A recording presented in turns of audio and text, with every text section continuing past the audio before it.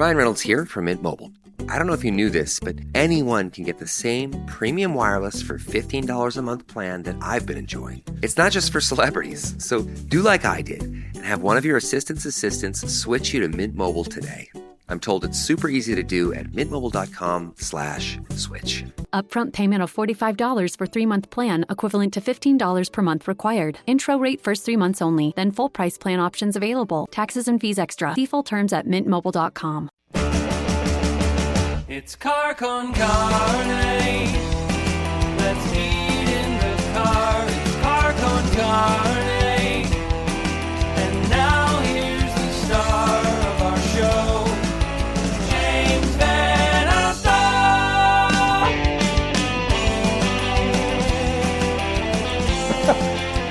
It's true. I mean, that's our world right now. And welcome to it. It is Car Con Carne. I'm James Van Alstyne here at home. Now, if you're keeping track, and I wish you would, if you're keeping track, the next week or so, I've got some amazing things coming up. If you've seen the movie Psycho Goreman, it is, no joke, the most fun movie I've seen so far this year. It's insane. It's a horror movie. It's a fun family movie, but not for families. I can't even describe it. It's like a trauma movie for 2021. We're going to do a special episode with special people from Psycho Goreman.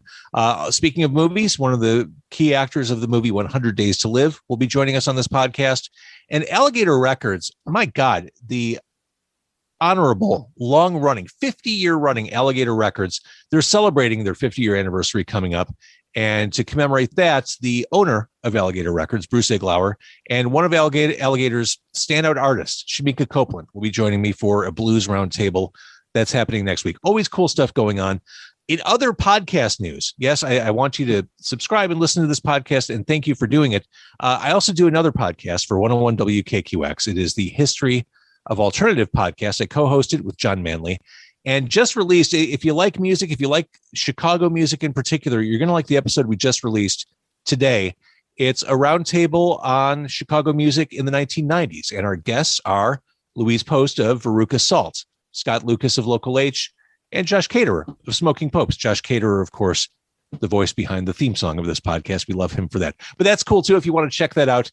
Meanwhile, in the present moment on Car Con Carne, I'm joined by Chef Trevor Teich, the man behind Claudia, the man behind so many inventive and wildly creative food offerings. Chef, good evening. Nice to see you. Hi, nice to be here. Thanks for having me. It's a pleasure. You know, it's funny. We just met a little bit ago, and in my head, I think I have this idea of what a chef is, or what the personality type is. We start talking. I realize you're an old punk rocker. Like I guess when I think of a chef of a higher end restaurant, I think of something stuffier than what I got. Yeah, well, I can see why people have that. Might come to that conclusion, you know. I mean, when I spend most of my day obsessing over napkin folds and what kind of cutlery, you wouldn't figure that I once had a mohawk and played at the Fireside Bowl. Yes, yeah, yes, right. Yeah. You did. That's awesome. Exactly. Well, you've just turned your artistic efforts and enthusiasm into a different channel. Claudia started as a pop-up 6 years ago. Yeah. Tons of accolades. People raved about it. You finally landed in a static location that was in Ogilvy. Yes. So I did the pop-up. I was working at a couple fine dining restaurants in the city for a number of years, and I wanted to kind of see what I could do just by doing a little pop-up.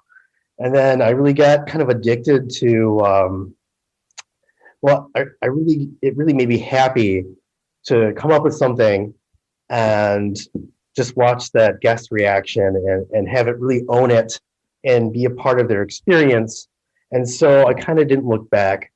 I took a break a little bit because how I was doing the pop-up, which I can say now, I think, is that I cook everything at my house, call an Uber, so I couldn't afford a car, pack it all up, take it to the site, do whatever I could there, set it up, and I'd have people help me out for the day that, were really dedicated.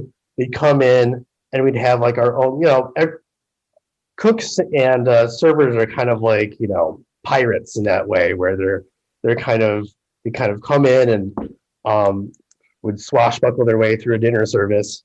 And just the description, that is so DIY punk rock.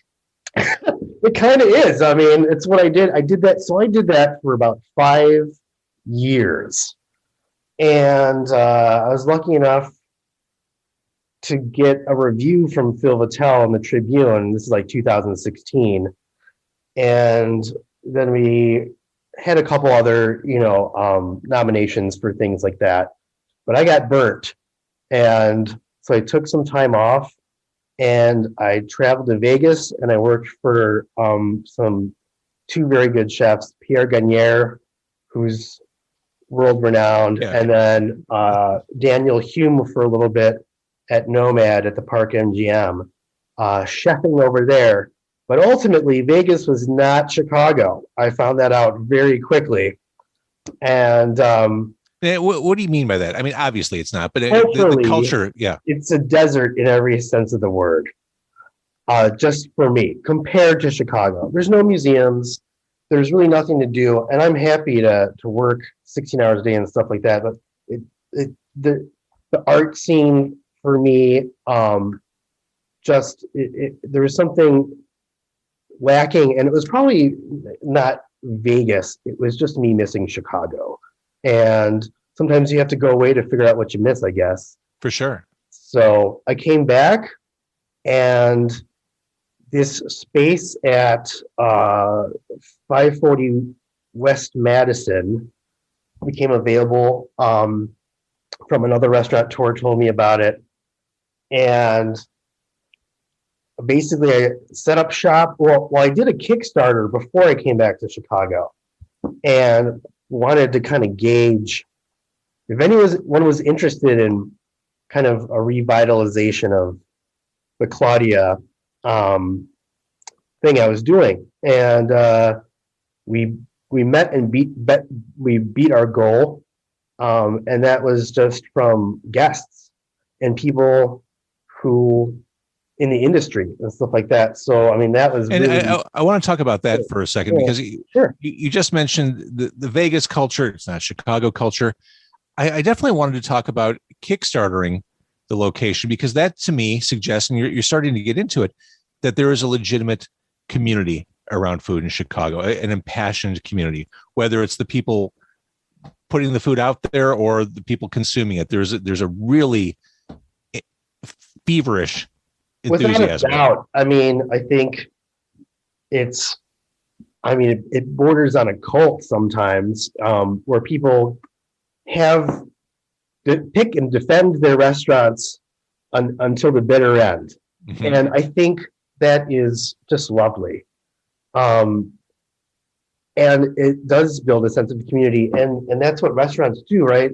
The first thing you think about before you make a reservation is who you're going to go with, because you want to share that experience with someone special. And my job is to make that experience not meet, but exceed the expectations, especially on the second visit or the third or fourth or whatever it is. And you have to keep those things in mind. So Chicagoans are definitely the people who are, you want to take them to, like you're doing in your podcast, grab a couple and try the sandwich. It's amazing. And it's this place I found, and also the feeling of discovery that you've discovered something, you want to share it with someone, and not too many people, but that's I think what the Chicago food scene's all about. Well, and that's just it too. I mean, I could live another 60 years. I could go to different restaurants every week for those 60 years, and I still will not have discovered all the places I want to. Like I love living here because you're always turning up something brand new and exciting, stuff that you want to invite your friends along to enjoy with you. Absolutely. And it's innovative on so many different levels. I mean, even Speaking of supportive, the tamale guy finally got his own restaurant, and how amazing is that? And the support, and I can't think of anyone who deserves it more. And because every cook in the city of Chicago has benefited from him being in those bars late at night. Let me tell you that. So, that just shows how committed people are to each other in this industry and Chicago mentality. Now, I haven't traveled nearly as much as I would have liked to in my life, but I've heard it said over and over again. Yeah, New York's great, but Chicago has a better dining scene. Is that fair to say? I've only been to New York a handful of times. I appreciate New York. It's just a totally different. I just think it's apples and oranges, to put it in food terminology. But I think that it's just New York has so much, and I think there definitely is something for everybody. And I think their dining scene is cool, but I just think they're different. So I think it's hard to really compare. Comparing Chicago to LA and LA to New York and stuff like that, I just think they're so miles apart and special for their own reasons. And our pizza obviously is better, but that's about it. I just think it's just difference, and I can appreciate New York for what it has to offer. I was lucky enough to eat at Ivan Ramen at one of my visits. I'm sad to hear it just closed. But that was a special experience, and just a really amazing bowl of ramen that's so good. It's the entire nation's talking about it. I think that's what New York has to offer, and Chicago has a lot of innovation in food and people who are just bootstrapping it. Mm-hmm. And I think that's what's cool about Chicago. Well, and innovation is where you come in. All right, we took a little tangent there. You got the Kickstarter, you knock that out, pick it up from there. So yeah, I was like super humbled to see that succeed, and it gave me the tools to get excited again about doing this and coming back. And so we found the spot through another restaurateur who was like, they have this space that they're not doing anything with, and it steps away from a gigantic kitchen, and you can just rent it out for a little bit of money. And I set it up and was able to use the Kickstarter money to buy plates and set up vendors and all that kind of stuff. So I started out with just me and one cook. This is just a year ago now. Just me and one cook, 3 servers, doing like, I think we're doing like 40, 45 people a night. And then slowly but surely, things started to get weird. Now, before that happened, we had another great review from Chicago Magazine and from the Tribune. And they both hated that space. They absolutely hated it, but they loved the food. But I was working with what I had, and yeah, I think that's kind of my MO, for the pop-up. I was just doing what I could, and this was kind of like Claudia 2.0, where it was another step in the right direction. And I was happy enough to get some, those reviews were great. They just didn't like the space. And we were really starting to get some traction. And then COVID happened. And, I think we all thought, we shut down March 14th. Mm-hmm. And I'm sitting here thinking, all right, 2 weeks. We all did. We'll be back. Everyone thought that, right? So 2 weeks, we'll be back into it.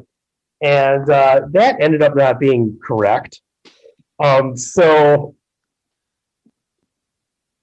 a month went by, and I was just like,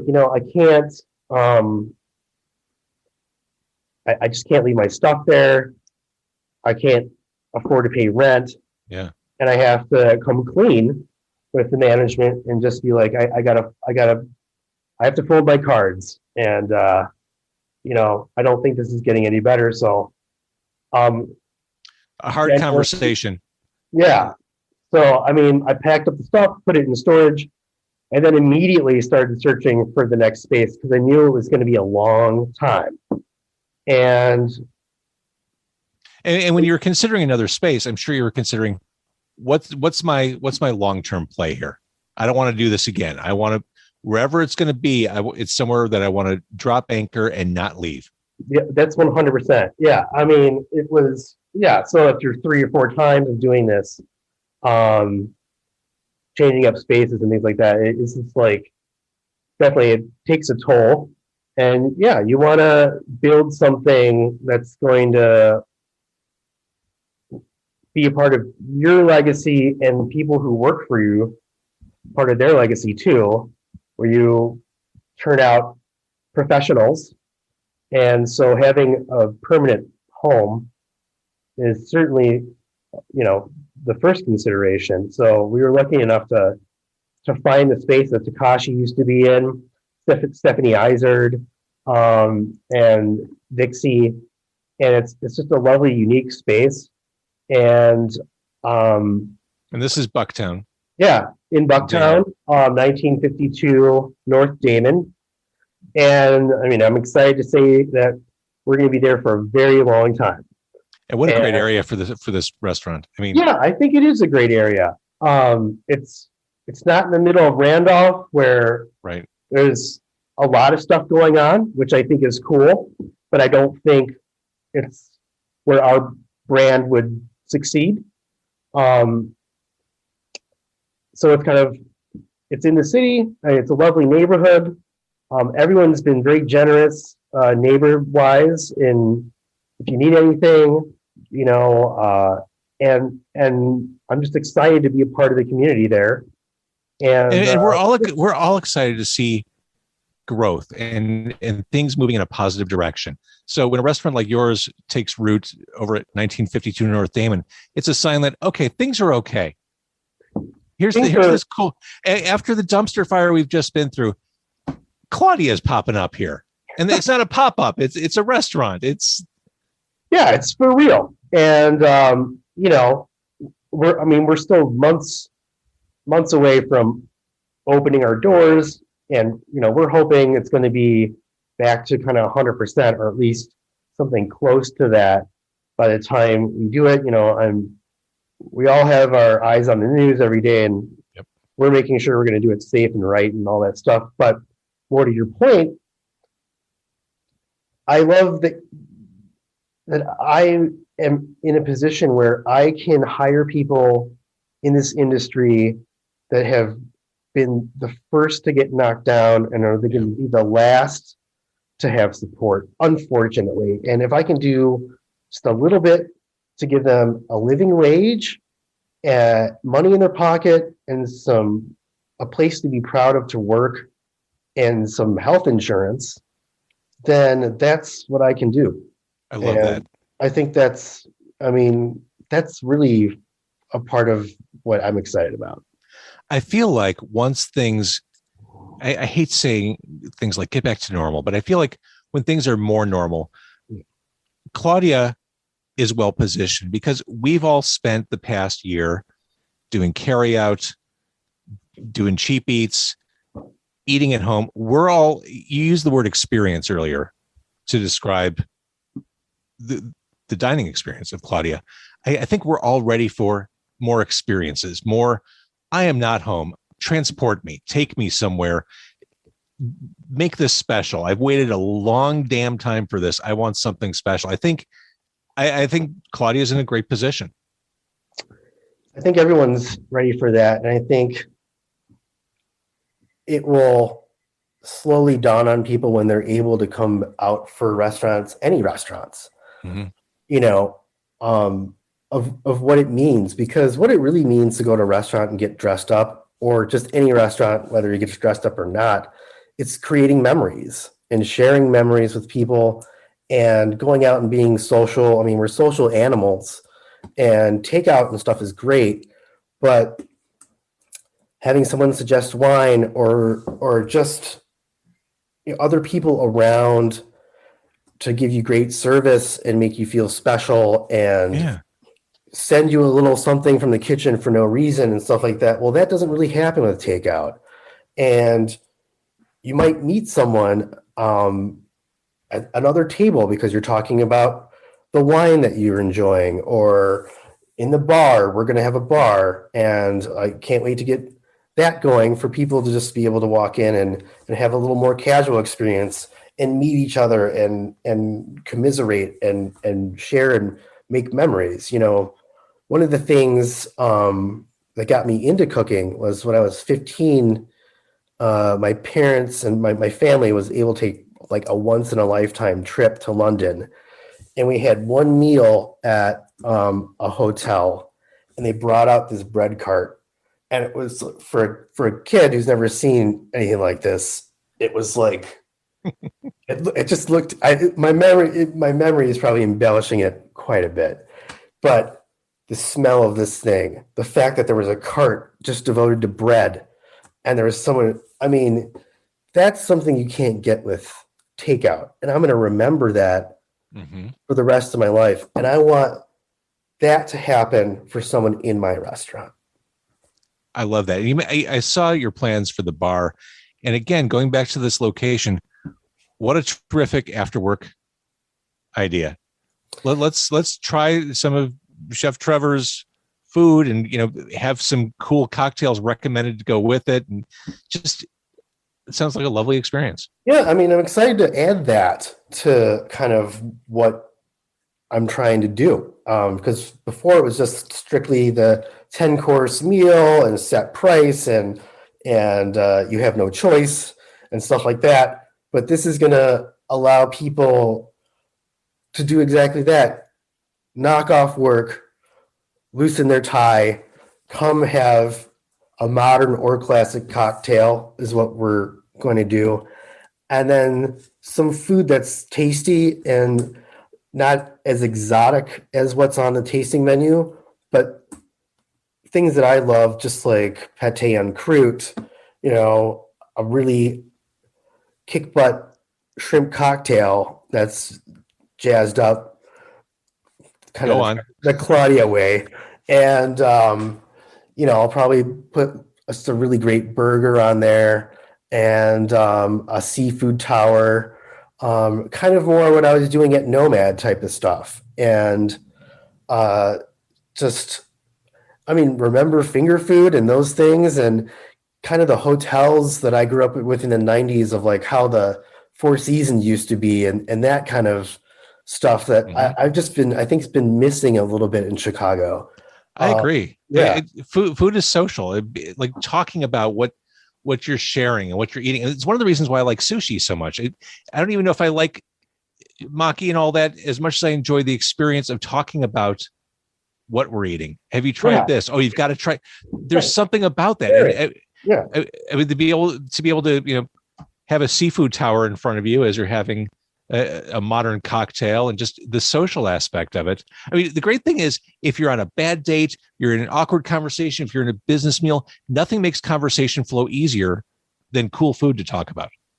I mean, I forgot what comedian, it was an Australian comedian who had a bit about taking people on dates. And he said, tasting menus are the best ones because there's something new coming every time. That's it. And if it's a terrible date, you can always talk about the next thing and say, that's it. Oh, that was weird, but I kind of liked it. And so on and so forth. And I always thought that was kind of funny, but it's true. And, we want to provide that. And I'm glad that there's an area that we're going to devote to something a little more casual and kind of a peek into what we do without having to commit to kind of the longer format that we offer upstairs. All right, so let's talk a little bit about the concept and the menu.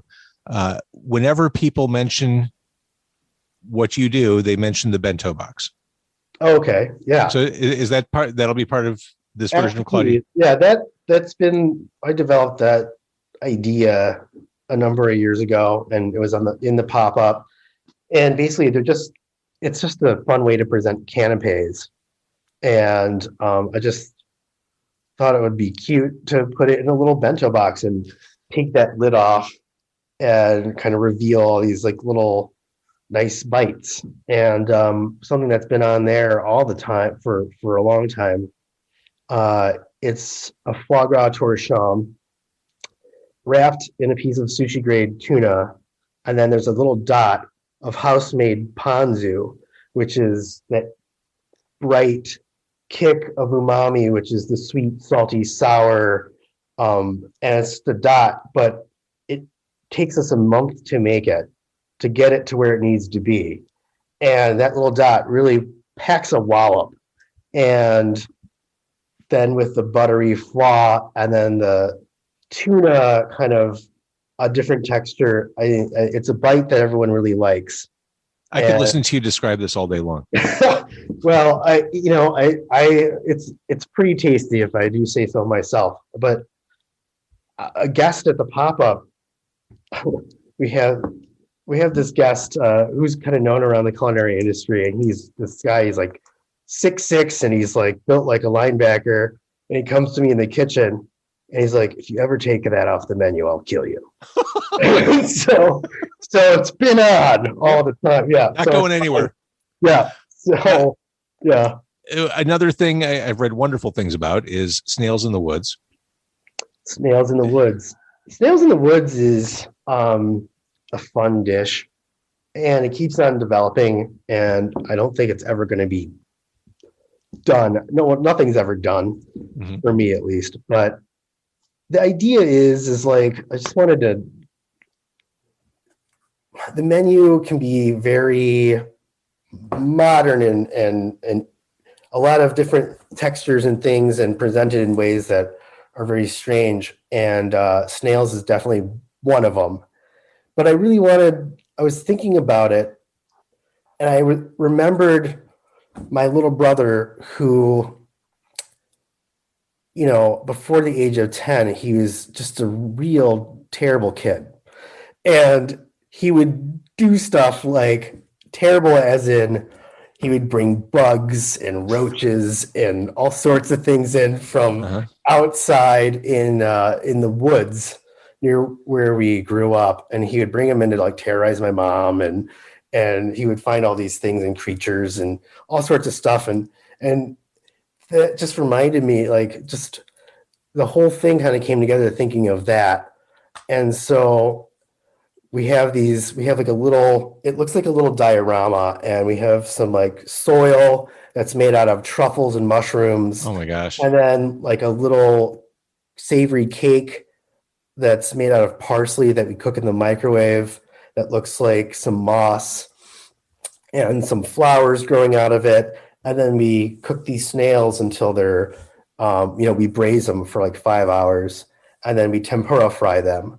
And then we shave truffles on top of that. And then we make a meringue that has a little bit of pine in it, which adds sweetness. And the whole thing is kind of like taking a little walk in the woods. If you start at one end and then get to the finish, it's hopefully the desired effect is that, you've had a little adventure through the woods. It goes back to that word experience. I mean, this is playful stuff. I mean, it's super complicated. I mean, you're doing all kinds of interesting things flavor-wise, but it's playful. It's fun. It's Instagrammable too, if you're okay with that. I forgot. Yeah, I kind of forget about all that. But I think the main thing is that I really want people to have fun. And I want it not to just be I mean, first of all, it's got to be delicious. Of course. But I'm going more in that direction, but I don't do anything just to do it. It's got to, and having that childhood connection and those connections and telling that story, I'm just hopeful someone else has those experiences as a kid too, and this means that their experience at Claudia is going to be just greater than plopping down some money and shoveling food in their mouth, that Right. we're really delivering something that's going to be meaningful. Well, and there's that added dimension where the next time someone sees a bug on a leaf in the forest, oh my gosh, remember when we were at Claudia and we had snails in the woods? I mean, it just that memory, it's a way to kind of seed memories down the line because it's all relatable, and I love it. So, all right, Claudia is coming to 1952 North Damon in Bucktown. How's the build out going? Is that basically your world right now, just supervising demolition and drywall and painting? We're not quite there yet. My world today was waiting for Comcast, but so we're kind of at that kind of thing. But I'm in the midst of designing and figuring out what it's going to look like. So that's, a lot of people are like, are you freaking out and all that kind of stuff? And not yet is the answer. Okay. But I'm sure it'll come. I'm also looking forward to losing the weight that's associated with that. But are you doing stress eating? well, during COVID, for sure. I mean, I was like, what's going to happen with my restaurant? But in all seriousness, it's been so fun. I have a great team that I'm working with at Siren Betty Design, and Nicole Alexander is the head of that. And they have a group of people that are just so talented that they put together. And she's another person that has been through a couple restaurant searches with me. So it's just so fulfilling to be able to finally be like, this is happening, and bring those people who've been just generous with their time into this project. So we're currently designing and really trying to nail how it's going to feel and what it's going to, all the finishing touches, and just trying to make it special. That's exciting. Yeah, it is exciting. And I mean, I've only been thinking about it for about 7 years. So, I mean, for it to be happening is great. And like I said, I'm excited to be able to hire people and get people back to work. Yeah. And that is a great feeling. And it's exciting to hear people say that. Like, it's exciting to hear you say that. Like, yeah, right on. People, I mean, we've all been just doing our best. And I'm thankful to be in a position that I can give something. I want people to look forward to this. I know it's a cliche I'm sure every chef says this, but it's really like welcoming people into your home. And that's how I feel. So I think it's going to be really fun, and I can't wait to open the doors. Well, we can't wait either. And we talked about a couple of givens for your menu. Anything else you can tease or that you're thinking about for the menu coming up? I have a lot of ideas. Some of them I don't know if I can realize yet. Because they're too ambitious? Because they're a little too ambitious, I think.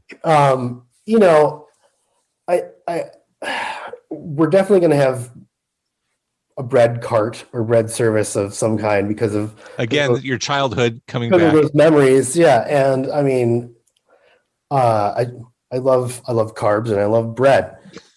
So you're such a Midwestern guy. Yeah. So that, and then I think that, we're really going to have some opportunities to do some special things with the cocktails. And I'm excited about that. I think that in kind of the Claudia dining room upstairs, we really I'm coming up with some dishes that I think are really going to be more along the lines of the kind of snails in the woods and things like that. And,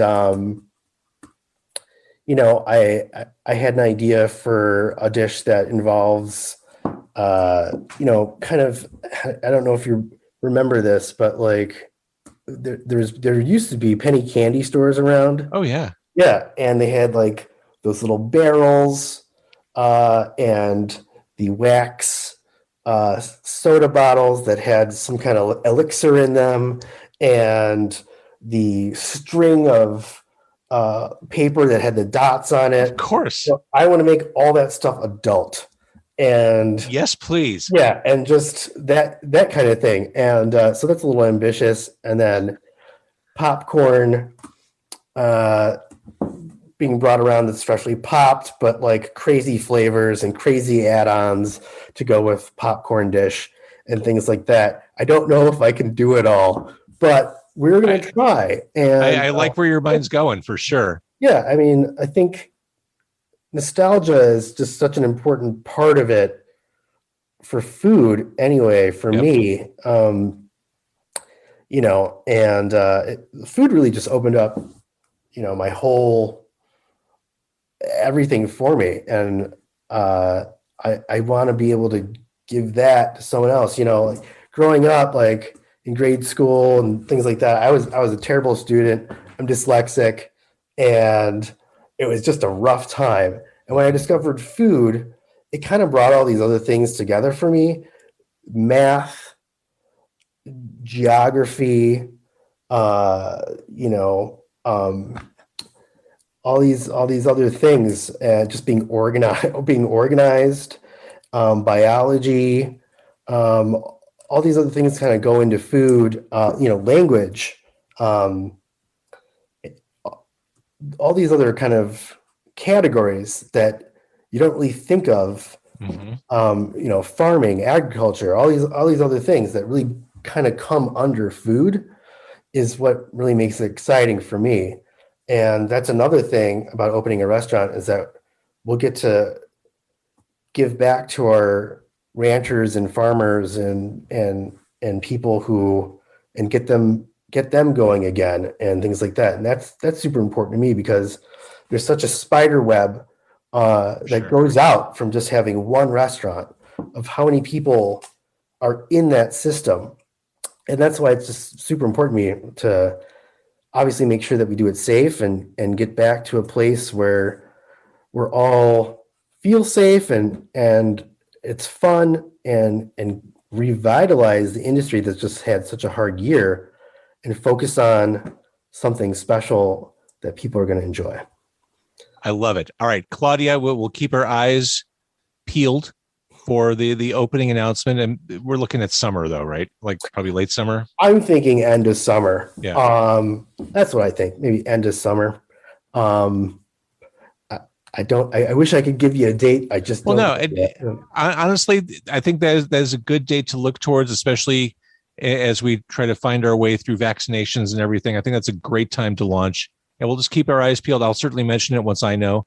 And again, it'll be in Bucktown. If you just want to drive by the location and wave, 1952 North Damon. Chef Trevor Teich, thank you for doing this. Absolutely. It was an absolute pleasure to meet you.